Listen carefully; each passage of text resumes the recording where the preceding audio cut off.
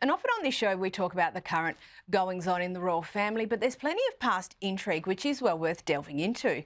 And tonight we're going to speak with historian, best-selling author and award-winning producer Philippa Langley about the long-standing mystery surrounding Richard III. Philippa even received an MBE from the Queen in 2015 for her outstanding work. Philippa, welcome to the show.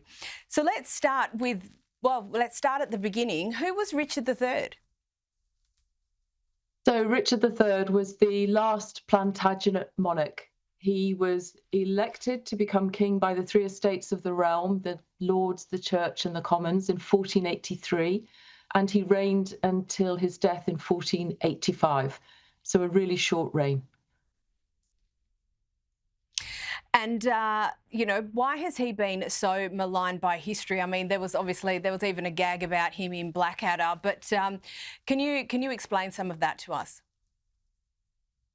Yeah, I think it's because he died at the Battle of Bosworth and he was defeated by a foreign-backed invader called Henry Tudor, who became Henry VII and started the Tudor dynasty. And they say that history is written by the victors. And I think Richard has been a very strong case of that.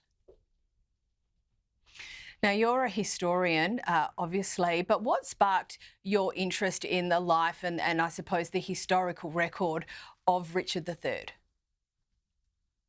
I think it was this huge disconnect between what we know about Richard from the contemporary sources written during his lifetime as Duke and King. And he died aged 32 on the Battle of Bosworth. So we have a lot of material about him. And all of the material talks about, who this man was. And he had a really good reputation both at home and abroad. And all the evidences show us that he was a man who was considered to be loyal, brave, devout, and just. And that's not to make him a saint. He was a medieval man. But you can see a very particular kind of man. But then when he dies, you then have all of the Tudor accounts of Richard, and they paint him as the monstrous, murdering tyrant that many of your listeners and readers will, many of your audience will recognize. And I think it was that disconnect between his lifetime and what the later writers said about him that really fascinated me.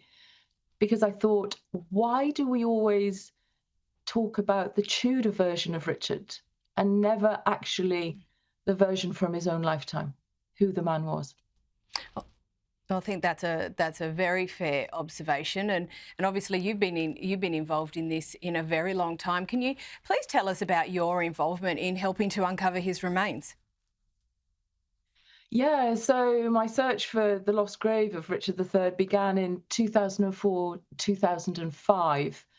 And I eventually got the car park, the tarmac in the car park cut where my research and an intuition said his grave would be. And this was in August 2012. So my involvement was I led the search for Richard and I was the client, and I received permission to cut the tarmac by the landowner and to undertake an archaeological dig, a ground penetrating radar survey. And I also brought a documentary film crew to film the search for Richard.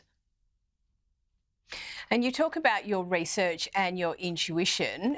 Can you run us through some of that? Because obviously, there are those records there, but part of it is always going to be a bit of gut instinct, I suppose. I guess, yes. I mean, the actual search for Richard began with an intuition, and it's a bit of a strange story because I walked into the northern end of this car park in Leicester, which was meant to be part of the very large Greyfriars Priory, where Richard had been buried in 1485. And in this particular place, I felt that I was walking on his grave. Sounds a bit strange now, and I can't explain it. But there was also a letter R painted on the tarmac for reserved parking, obviously.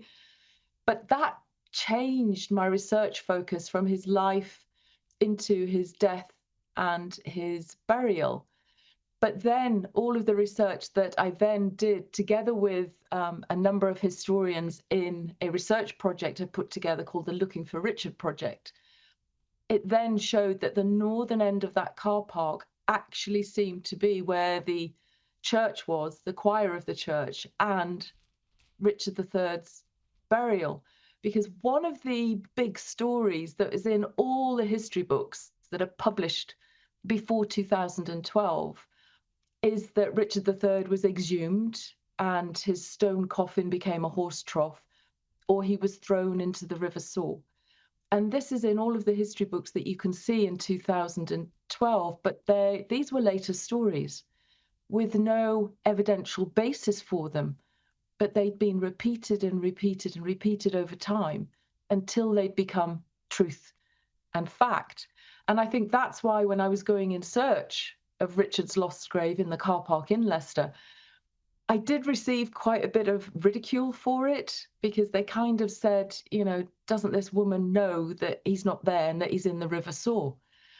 So I think what the Looking for Richard project told me was that you have to look at evidence. You have to be very critical in how you look at the information that we are given, particularly later stories. Absolutely, because those later stories are obviously detached from what happened contemporaneously. But this has all been back in the media recently, an interesting piece in the Times. So what's the latest development in relation to Richard III, Philippa? Why has history been so wrong about him? I think it's again that so many of our historians just believe the latest stories without any critical analysis and evaluation of the contemporary source materials. And I think this is what you've probably read about in the Times recently, because I put together, after Richard III was reburied in Leicester Cathedral in 2015, I put together a new research project to look at the mystery of what happened to the princes in the Tower. These are the sons of King Edward IV of England, who was said to have disappeared from the Tower of London in 1483. And the Tudor stories are that Richard III had murdered them. So I thought, okay, we need to now do a critical examination of this mystery to see what we can find out. What we have found out, and this is 10 years of an international research project, we've discovered that the princes lived on, and we can see evidences of their continued lives into the reign of Henry VII. And they actually became two Yorkist claimants to the throne of Henry VII. That's fascinating because, I'm all the way over here in Australia, but the story always was that Richard III murdered those boys in the Tower. That is actually fascinating. And in relation to Richard, are there still any more questions that are unresolved here? I mean, you've dealt with two very big parts of his life and how he is remembered in a historical sense. Is there anything else that needs to be resolved? I don't think so. I think those are the two really big outstanding questions that we had about Richard. And I think this is why, it's changing everything that we know about him, because we now have his tomb monument. We now have him sort of returned to us, if you like, in Leicester Cathedral. But also, this was always the big crime that was laid against Richard by the Tudor chroniclers who were writing in the 16th century. And we've completely exposed that and blown it out of the water. So I think in terms of Richard, it's kind of done. But I think what we would need to do is maybe look again at the reigns of Richard III and Henry VII in light of this new information. And what's your next project, if anything, you've got on the cards? Are there any other prominent figures in British history that you think which bear a closer look at? Well, I think one of the projects that's in the pipeline is there's a search for Henry I in a car park in Reading that might come off at some point shortly.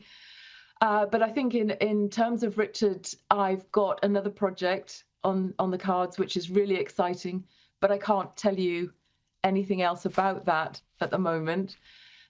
In terms of looking into to other historical figures, do you know what? I would say the Tudor monarchs. I would say that they need to all be really looked at again and reevaluated and critically by not repeating their propaganda, but by actually digging deep and doing the deep dive into the materials from their reigns, because I still think there's untold stories there.